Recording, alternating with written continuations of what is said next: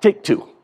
All right, guys, we are back on board the Sabre 45 for another build update here. So we take a peek behind me as we spin around, guys. You're going to see the hardtop is all put together. We're going to lead that off with the ever popular FLIR M300 camera mounted right up there on the brow. And then you see up on the mast, working from our top down to the bottom down there, you're going to see we have the Airmar weather station at the top. We have our nav lights, we have our ACR searchlight, and then we have our Phantom 4-foot open array radar. You're going to see over there, we've got a pair of the mushroom antennas. Those are the Sabre GPS antennas that are provided for the Volvo package on here. And then as we make our way back, kind of get a better view of what we've got going on behind that antenna there, you can see our Sea-Watch TV antenna. Then you're going to see right there, actually, guys, that is the Garmin MSC Sat Compass. That's their marine sat compass. So we go ahead, we got that mounted there, and then we've got another Sirius antenna right there. We have a pair of the digital 8-foot antennas, and then you see we have the Starlink antenna mounted up on here as well.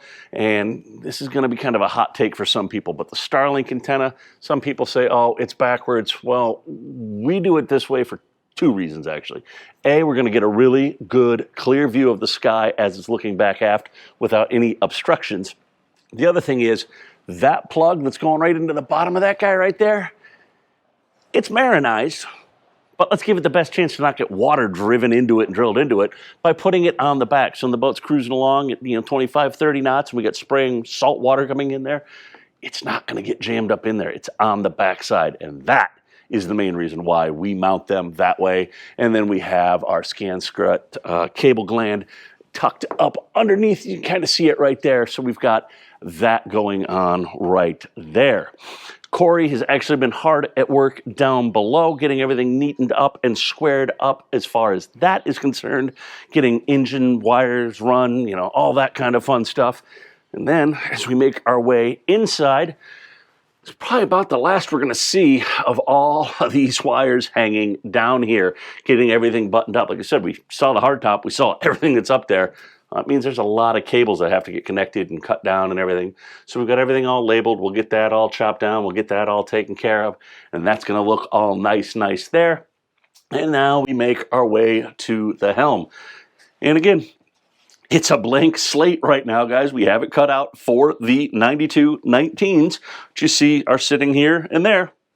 But we also have our quick chain counter, our Seakeeper display, we've got a additional Volvo display, and I believe there's also a GMI 20 that's going to get mounted on this lower panel here. So we're going to have all of that. So Cory's going to go ahead and get that all cut in, and we're going to make sure we have all good, clean access. We've worked with the customer to make sure we get the layout exactly how they want it, all nice and dialed in. And then also we'll get that all networked and get that all taken care of. Let's see what else we got going on. Oh yeah, TVs on board. We've got Apple TVs throughout, so we've got that going on. And that's it. That is the update for this Sabre 45 for Boston Yachts. If you want to know any more about this build, you know the spiel. Leave it down below in the comments or reach out to us, sales@navtronics.com.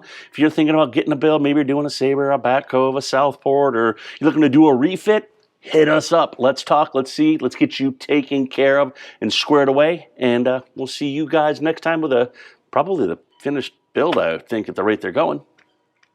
Peace.